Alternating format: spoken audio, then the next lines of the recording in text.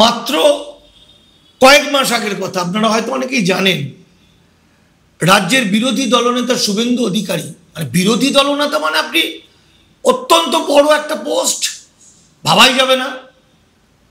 এই বিরোধী দলনেতা শুভেন্দু অধিকারী পরপর 4 দিন প্রেস কনফারেন্স করলেন এবং তাতে বোঝাতে চাইলেন যে আমি মানিক ফকির নাকি 50,000 লোক নিয়ে মুর্শিদাবাদে গিয়ে দাঙ্গা লাগিয়েছি, আগুন লাগিয়েছি। তো এটা শোনার পরে এইরকমই কখনো কখনো খিস্তি দিয়ে বলছেন, মানে চিটিংবাজ ফিটিংবাজ বলছেন। কেন কেন হঠাৎ করে আমাকে চিটিংবাজ বা ইত্যাদি কথা বলছেন? অর্থাৎ যে শুভেন্দু অধিকারী একদিন আমাদের বাঙালিদের গর্ব ছিল, নন্দীগ্রাম আন্দোলনে যাকে নিয়ে আমরা গর্ববোধ করতাম, আমার চোখের পানি বলে একটা সিনেমা বা একটা উপন্যাস, যে উপন্যাসের মূল চরিত্রটাই শুভেন্দু অধিকারী। আজকে ভাবি যে কাকে নিয়ে উপন্যাস লিখেছি, কিন্তু উপন্যাস তো উপন্যাস, যার যেটুকু ভালো সেটা বলতেই হবে, সেই সময় যেরকম ছিলেন সেটাই। তো এই শুভেন্দু অধিকারী আবার চোখের পানি একটা সিনেমাও করেছিলাম ওই উপন্যাসটা নিয়ে। উনি বললেন যে আমি 50,000 লোক নিয়ে গেছি মুর্শিদাবাদ জেলায় এবং আগুন লাগিয়েছি এবং দাঙ্গা লাগিয়েছি। এরপর আমি সেটা শোনার পরে বলেছিলাম যে ওকে একটা খুলে দেখিয়েছিলাম, মানে চপ্পল মারবো বা ইত্যাদি। আসলে ব্যাপারটা তা নয়, ব্যাপারটা হচ্ছে একটা মানুষ কিভাবে অধঃপতিত হতে পারে, কিভাবে শেষ হয়ে যেতে পারে, সেটা আমি চোখের সামনে দেখেছি। সেই শুভেন্দু অধিকারীকে, যে শুভেন্দু অধিকারীকে আমরা গর্ববোধ করতাম, যে শুভেন্দু অধিকারীর উত্থানের পিছনে নন্দীগ্রাম, যে শুভেন্দু অধিকারীর পিছনে উত্থানের পিছনে লালগড়, যে শুভেন্দু অধিকারী লালগড় যাওয়ার আগে যে সময় সেখানে তৃণমূলের কোনো সংগঠন ছিল না, যেখানে দুটো লোক তৃণমূল করতো না।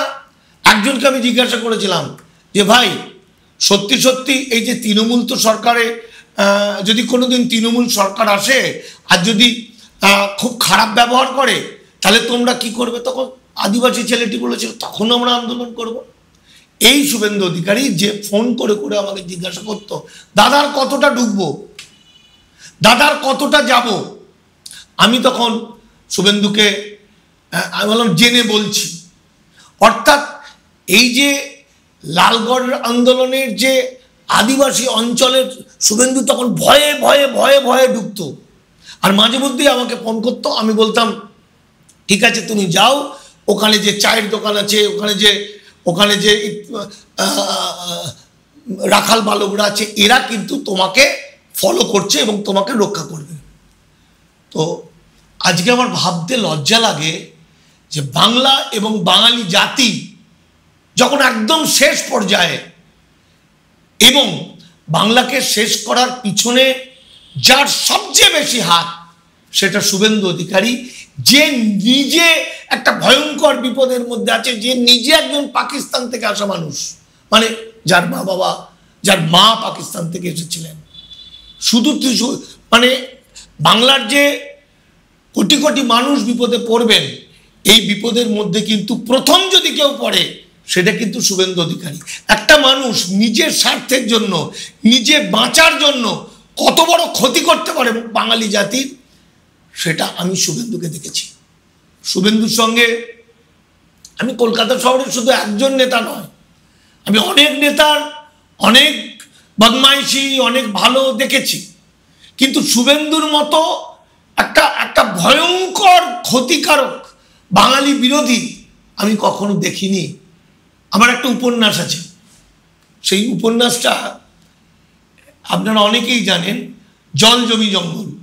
এই জল জমি জঙ্গল যেটা ছিল নিশিকান্ত মণ্ডল যিনি ছিলেন নন্দীগ্রাম আন্দোলনে, সেই নিশিকান্ত মণ্ডলের শুরুটাই হচ্ছে নিশিতা খুন হয়েছে। আমি তখন সূর্যোদয় হয়ে গেছে, ওখান থেকে নন্দীগ্রাম দখল করে নিয়েছে সিপিএম। তখন আমি একবার প্রোগ্রাম করতে গেছিলাম ওখানে, সেখান থেকেই আমি যে গোপন খবর পেয়েছিলাম সেই খবরটা আমি কলকাতা শহরের অনেককে জানিয়েছিলাম। এবং সেই সময় নিশিদা যে খুন হয়েছিল সেই খুনের পিছনেও ছিল কিন্তু শুভেন্দু অধিকারী সরাসরি, মানে ও লোক দিয়ে খুনটা করিয়েছিল। আজকে শুধু বাঙালি জাতিকে শুভেন্দু অধিকারী যে খুন করতে চাইছে, বেনাগুড়ি করতে চাইছে তা নয়, শুধুমাত্র টাকা পয়সা ঘুষ দেওয়া অসৎ পথে কাজ করার দিয়ে শুভেন্দুকে মাপলে হবে না, খুন করার ক্ষেত্রেও শুভেন্দুর অবদান কিন্তু পশ্চিমবঙ্গে কম নয়। আমার নিজের ডাক বইটাতে আমি স্পষ্ট করে তুলেছি এই ধরনের বিভিন্ন ঘটনা। আজকে ভাবতে লজ্জা লাগছে, বাঙালি যখন সবচেয়ে বিপদের মধ্যে আছে তখন বাঙালির সবচেয়ে কাছের মানুষ যাদেরকে আমরা হৃদয়ের মধ্যে রেখেছিলাম তার মধ্যে রেখেছিলাম শুভেন্দু অধিকারীকে। শুভেন্দু পাল্টে গেছে। শুভেন্দু আজকে মুসলিম হিন্দু, মুসলিম হিন্দু, হিন্দু মুসলমান, হিন্দু মুসলমান করে বাঙালিদের মধ্যে একটা বিভাজন করে এখন এমন এমন মিথ্যা কথা বলেছে যেগুলোর কোনো মানে হয় না। শুভেন্দুর রোহিঙ্গা তত্ত্ব, যার কোনো মানে নেই। রোহিঙ্গারা আরাকান থেকে এসেছে, সেখান থেকে তারা 12 লক্ষ আশ্রয় নিয়েছে বাংলাদেশে, তারা আন্তর্জাতিক আইন অনুযায়ী শরণার্থী। অথচ শুভেন্দু কি বলে দিলেন? শুভেন্দু বলে দিলেন যে 2 কোটি না 1 কোটি রোহিঙ্গা আছে, এবং রোহিঙ্গা ধরার নাম করে বিজেপি বাংলার উপর আক্রমণ শুরু করে দিলেন। যাই হোক, রাজনীতি বড় বিষম বস্তু। শুভেন্দু যখন পথে ঘাটে ঘোরে দেখবেন তার 8টা 10টা 20টা 25টা বডিগার্ড। আর আমি একটি হরিদাস পাল মানিক ফকির যখন সারা পশ্চিমবঙ্গে ঘুরি তখন দেখবেন আমার কোনো বডিগার্ড নেই। তার কারণ আমি জনগণের মধ্যে আছি, মানুষ আমাকে ভালোবাসে। ফলে শুভেন্দু আজকে যে শুভেন্দু প্রেস কনফারেন্স করে বলছে মানিক ফকিরের মতো একজন চিটিংবাজ আছে, এই চিটিংবাজকেই রেগুলার ফোন করতেন শুভেন্দু অধিকারী। এই চিটিংবাজের হাত ধরেই সে লালগড় ঢুকেছিল। এই চিটিংবাজের সহযোগিতা নিয়েই সে অনেক অনেক অনেক অনেক কাজ করেছিল যেগুলো বলার কথা নয়। আজকে শুভেন্দুর কথা আমি কোনোদিনই কোথাও বলতে চাইতাম না, কিন্তু যখন সে বাংলার বিরুদ্ধে হলো, বাঙালি জাতির বিরুদ্ধে হলো, তখন আমি শুভেন্দুর পোল খোলা শুরু করলাম। এই মুহূর্তে আমরা খুব খারাপ অবস্থায় আছি। শুভেন্দুর কথা বললে মনে হয় সারা দিনে আমার শেষ হবে না। চোখের পানি নামে একটা সিনেমা করেছিলাম, সেই সিনেমার শুটিং করতে শুভেন্দুর আমি নন্দীগ্রামে দীর্ঘদিন সিঙ্গুর আন্দোলনে যেমন ছিলাম, নন্দীগ্রাম আন্দোলনেও সেরকম ছিলাম। কিন্তু তখন থেকে শুভেন্দু অধিকারীকে আমি খুব কাছ থেকে দেখেছি, খুব কাছের ছেলে আমার। এবং যখন গণ অভ্যুত্থান হয়েছিল কোথায় যেন খেজুরিতে সমস্ত অস্ত্র উদ্ধার হয়েছিল, শুভেন্দুর সঙ্গে আমি গিয়েছিলাম সেই খেজুরিতে। এবং আজকে যখন সব কিছু প্রকাশ হয়ে গেছে তখন আমি বলবো যে শুভেন্দুকে যেটা আমরা দেখছি রাজনৈতিক চরিত্র হিসাবে, এই শুভেন্দুটা কিন্তু প্রকৃত শুভেন্দু নয়। প্রকৃত শুভেন্দু একজন বলিষ্ঠ, একজন কৃষক আন্দোলনের নেতা। আবার বলছি, এই শুভেন্দু আসলে শুভেন্দু অধিকারীর একটা ভূত। আমি একাধিক ঘটনা জানি শুভেন্দু, একাধিক নন্দীগ্রামের থেকে শুরু করে লালগড়ের ঘটনা, বিভিন্ন ঘটনা দেখেছি, কিন্তু আমি এই লোকটাকে চিনতে পারছি না। আজকে যখন বাংলা খুব বিপদের মধ্যে এলো, অ্যাকচুয়াল নিজের স্বার্থের জন্য, আজ এই শুভেন্দু অধিকারী বাঙালি জাতিকে ধ্বংস করে দিল। এই বিষয়ে আমি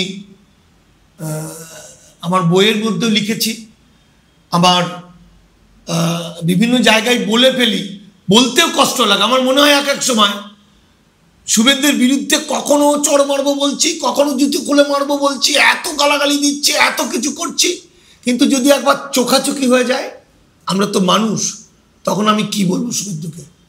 কারণ নন্দীগ্রামের আন্দোলনের দিনগুলো তার আগে এবং তার পরে, যখন শুভেন্দু শুভেন্দু হয়ে ওঠেনি, ক্ষমতা অলিন্দে ওঠেনি, বাঙালি জাতিকে ধ্বংস করার চেষ্টা করেনি, তখন আমি পুঙ্খানুপুঙ্খভাবে শুভেন্দুকে জানতাম বিভিন্ন দিনের ঘটনা।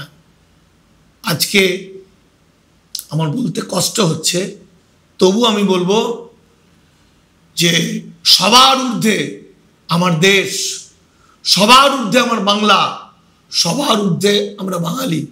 তাই বাঙালির বিরুদ্ধে, বাঙালি জাতিকে যারা ধ্বংস করতে চাইবে, সে কখনো আমাদের বন্ধু হতে পারে না, পারে না, পারে না। ফলে শুভেন্দু আমাদের বন্ধু নয়, শুভেন্দু আমাদের শত্রুর তালিকায় প্রথম। কারণ বাংলার সাম্প্রদায়িক সম্প্রীতিকে নষ্ট করার জন্য একটা ভণ্ড, ধূর্ত, বদমাইশ, একটা খুনিদের সহযোগিতা করা, খুন করা মানুষ, একটা অসৎ মানুষ যে আজ বাংলার বিরোধী দলের নেতা, এটা ভাবতে আমার কষ্ট হচ্ছে। আজকে আমি শুভেন্দু সম্পর্কে এইটুকুই বললাম। এরপর আস্তে আস্তে আরো এমন কোনো কথা বলবো, এমন কিছু কথা বলবো, মানুষ অবাক হয়ে যাবে যে শুধু তিলক কেটে আর একটু জয় শ্রীরাম করে, আজকে তার তিলক কাটা, জয় শ্রীরাম বলা আর বড় বড় ভাষণ দেওয়া, হিন্দু হিন্দু হিন্দু হিন্দু বলা, এর পিছনে তার স্বার্থপরতা, তার আত্মকেন্দ্রিকতা, তার শয়তানি, তার বদমাইশি একটা একটা করে আমরা খুলে দেব। আমি মানিক ফকির বলছি, আমি চ্যালেঞ্জ করলাম যে বাংলাকে বাঁচাতে, বাঙালিকে বাঁচাতে শুধু শুভেন্দু অধিকারী নয়, আমি আমার নিজের ঢাক বইতে যে সমস্ত শয়তানদের দেখেছি, যারা আজকে বিরাট বিরাট সমাজের মাথা হয়েছে, অথচ একদিন এই মমতা বন্দ্যোপাধ্যায়কে সারাদিন গালাগালি দিতেন।